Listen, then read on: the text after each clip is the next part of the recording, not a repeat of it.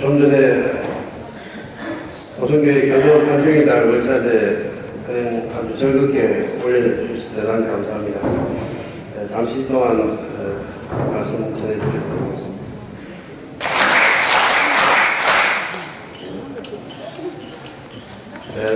올해는 교조님 탄생하신 지 215년이 되는 해입니다. 교조님은 1798년 4월 14일 마이가와 지방에 막내로 태어나셔서 13살 때 나가야마 지방에 시집을 갔습니다. 그리고 혼의 인연에 의해서 1838년 10월 26일에 모릴의 변신으로 정이고 그 이후에 50년간 모본의 길을 걸어가 주셨습니다. 우리가 오늘날 신앙을 하고 또 신앙적으로 성장을 할 수 있는 것도 교조님이 걸어가듯이 모본의 길이 있기 때문에 그 길을 따라가면 우리는 저절로 성장할 수 있다. 그래서 교조님 모본의 길을 남겨주신 은혜는 그 무엇보다 크다고 할 수 있습니다. 교조님은 모본 50년 가운데 30년 정도를 우리에게 근행을 가르쳐 주셨습니다.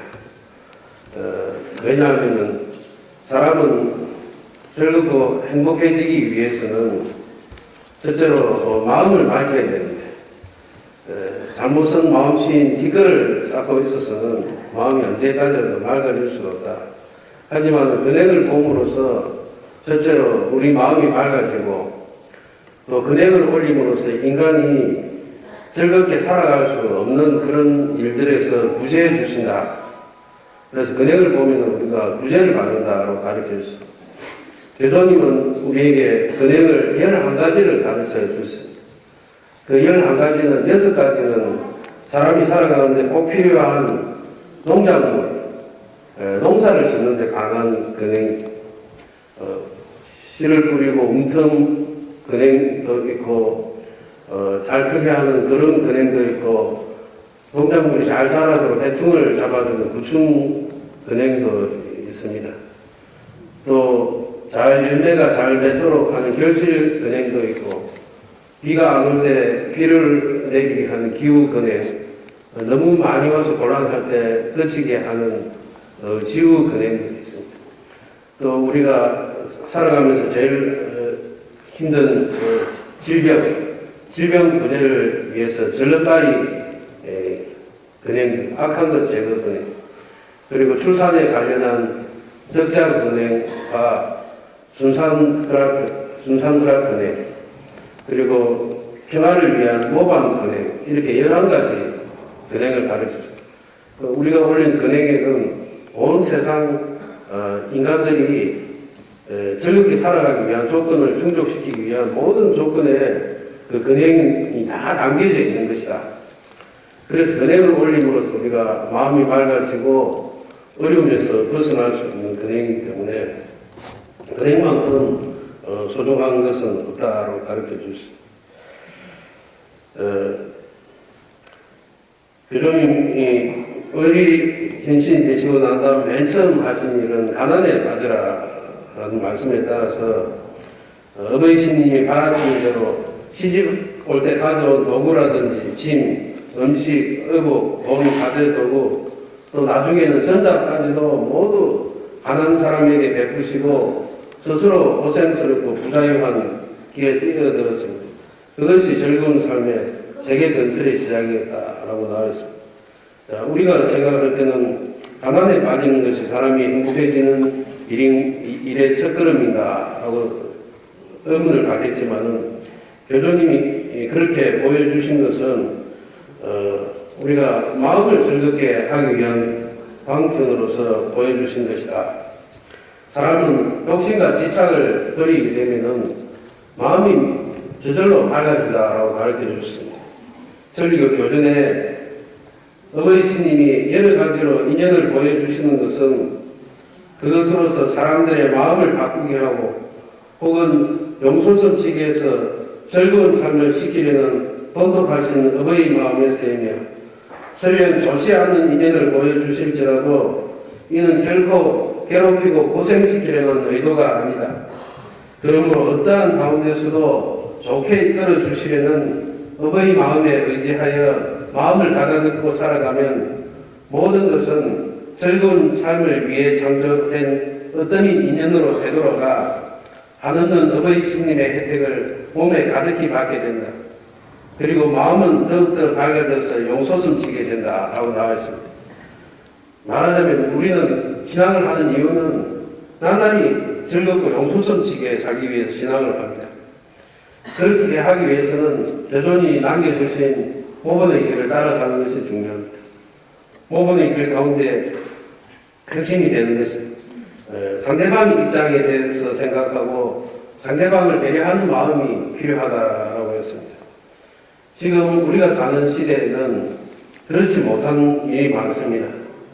진주님이 말씀해 주신 유달 제3호에서도 인간의 정리가 약화되고 있는 가족 간에 또 단절이 일어나고 있는 시대입니다. 끊어진 마음을 우리가 잊기 위해서는 말을 통해서 대화를 통해서 이룰 수가 있습니다. 하지만 사람이 말을 대화라고 하는 것은 상대방 이야기나 입장에서 하는 이야기를 들어주는 마음이 될 때 비로소 대화가 되는데 자기 말만 하고 상대방 생각이나 입장은 전혀 들으려고 하지 않는 그런 마음에서는 대화가 되지 않습니다. 우리가 단절된 마음이 되어 있는 상대나 그런 환경을 보면은 다 이렇게 되어 있는 거예요. 부모나 자식 간에 단절이 되어 있을 때도 부모는 자식이 왜 저런 행동을 할까, 저런 생각을 할까를 이해를 하려고 하지 않습니다. 그건 무조건 틀린 생각이다, 잘못 생각하고 있다, 열심히 공부를 해야 되는 것이 그 안 하는 것은 네가 잘못된 것이다 라고 하지만 왜 그 아이가 공부에 집중을 하지 않고 하는지는 들으려고 하지 않습니다. 자, 이럴 때 필요한 것이 말하자면 우리는 정성의 마음으로 도와야 됩니다. 지도 말씀에 남을 구제하는 것은 정성의 마음, 한마디 말 상냥하다고 하는 것은 정성의 마음이다. 1888년 지도 말씀 이런 말씀이었습니다. 남을 구제하는 것은 정성스러운 마음이 있어야 되는데 그것은 상냥스러운 말을 처음 건네는 데부터 비롯된다라고 했습니다. 상냥스러운 말을 건네게 되면 상대가 비로소 마음의 문을 열고 이쪽하고 이야기를 하게 됩니다. 거기서 문제가 시작된다라고 하는 것입니다. 어머니 신님이 바라시는 즐거운 삶이란 집을 건설하는 데는 여러 가지 제목이나 도구가 필요합니다. 신학가에 모두 차츰차츰 온 세계에서 모여들 것 같으면 이루어진다. 8장 세세라고 나와 있습니다. 전력을 지나가는 우리들은 어머니 신님의 인연에 의해서 이끌려져온 도구들이 그래서 이 즐거운 삶을 위하는 집을 짓는 역사를 내 일로 여기서 해야 됩니다. 아까 말씀드렸듯이 근행은 우리가 즐겁게 살기 위해서 가장 중요한 근원이라고 가르쳐 줬습니다. 근행을 통해서 마음을 바꾸고 인연을 바꿀 수 있습니다. 지난 교도 탄생제에 신전 강화에서 이런 말씀이 있습니다.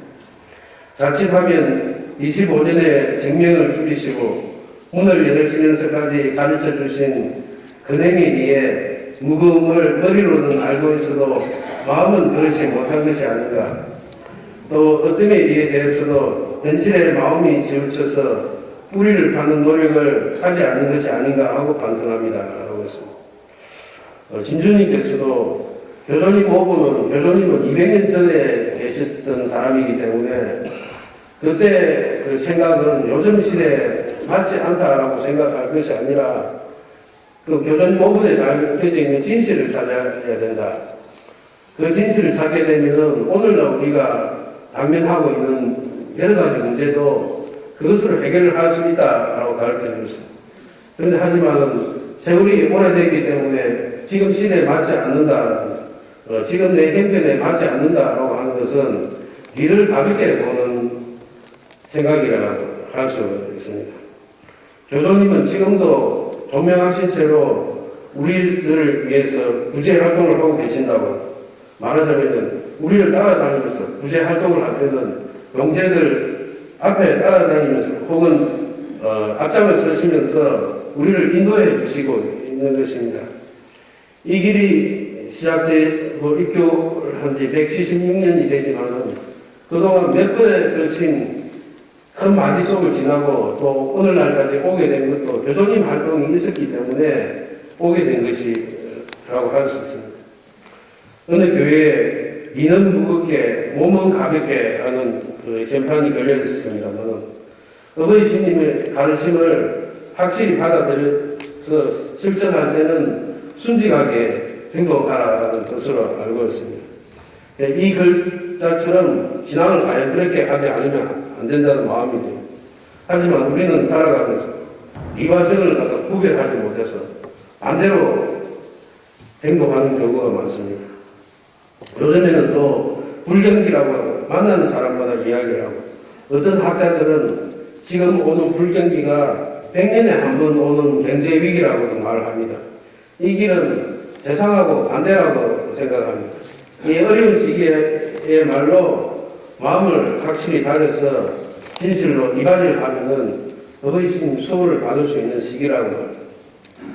지도 말씀에 모으는 미는 작고 모여오는 미는 끝이 없다라는 말씀이 있습니다.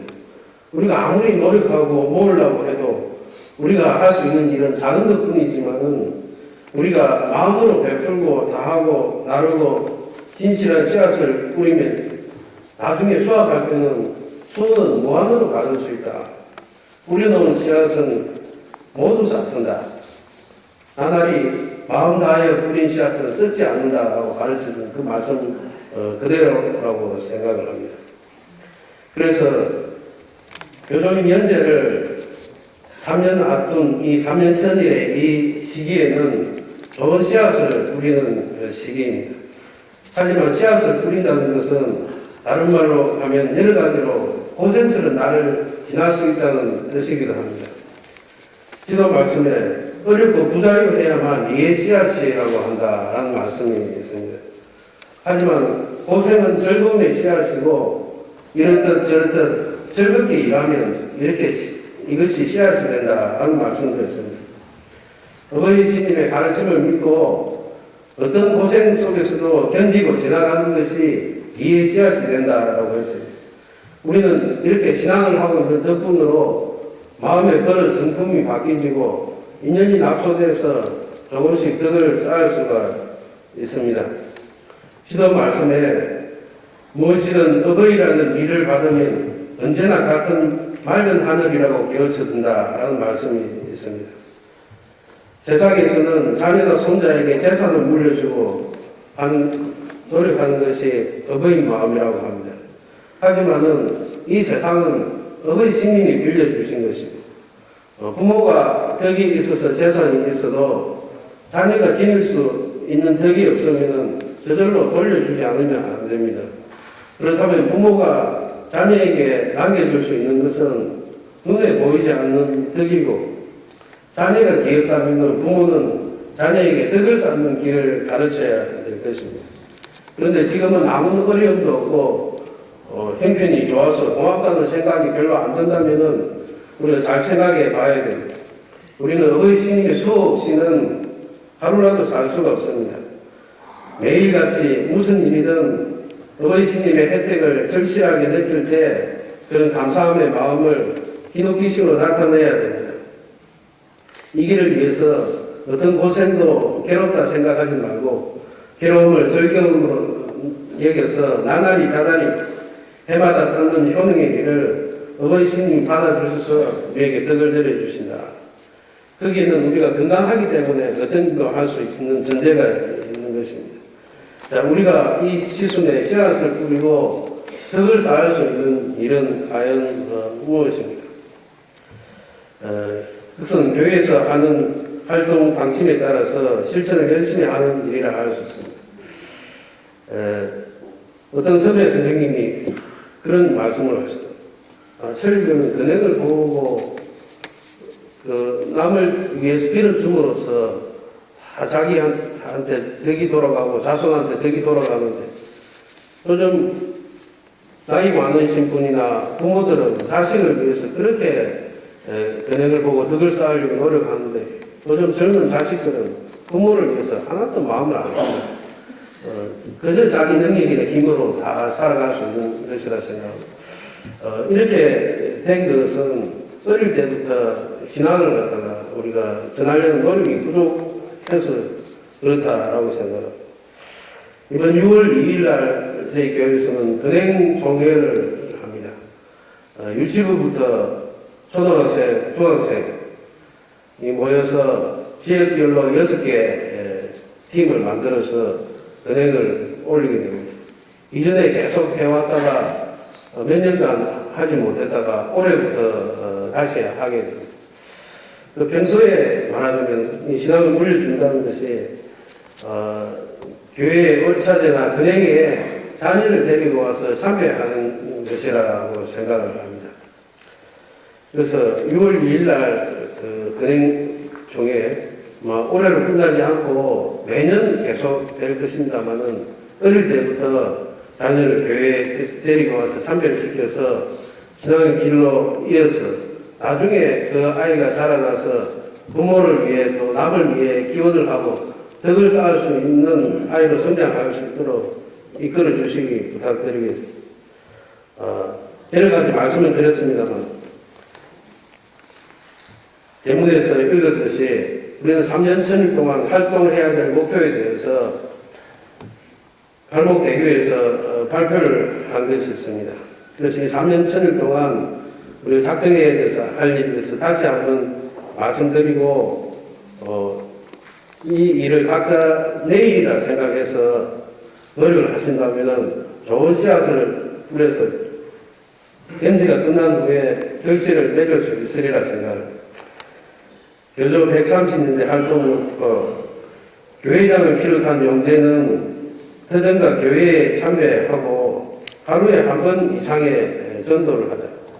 또 하루에 한 번 이상 순을 전합시다. 또 1년에 한 사람 이상 초석을 만듭시다. 교회는 3년 동안 9명의 초석자를 내고 6명의 용제가 수는 일을 받은 용제를 수호하고 또 2명의 수양과생을 수호를 하고 개인적으로는 3년 동안 1,500분의 수훈을 전할 수 있도록 목표를 삼자는 발표가 있습니다. 이것을 생각해 보면은 나는 이미 그렇게 하고 있는 분도 계실 거고 또 생각을 해보면 나는 우리한테는 일이다라고 생각하시는 분도 있을 것입니다. 이 목표대로 결과를 달성할 수 있느냐 아느냐는 제쳐두고 여기에 마음을 써서 내일처럼 쏟은 정성만큼 우리가 연재에 상응하는 좋은 씨앗을 뿌리는 시순이 되어 있습니다. 입교 179년 3년 뒤인 2016년 1월 26일 교조 130년대를 향해서 실천 목표를 자기 일로 받아들여서 우리가 승인할 수 있도록 노력해 주시기를 당부드리면서 이것으로 이야기를 마치도록 하겠습니다. 그리고 오늘은 교조님 탄생을 축하하는 의미에서 단전 참배를 마치면은 나가지 마시고 교조님 탄생 노래를 즐겁게 불러서 교조님 탄생을 다 같이 축하해 주시길 부탁드리겠습니다.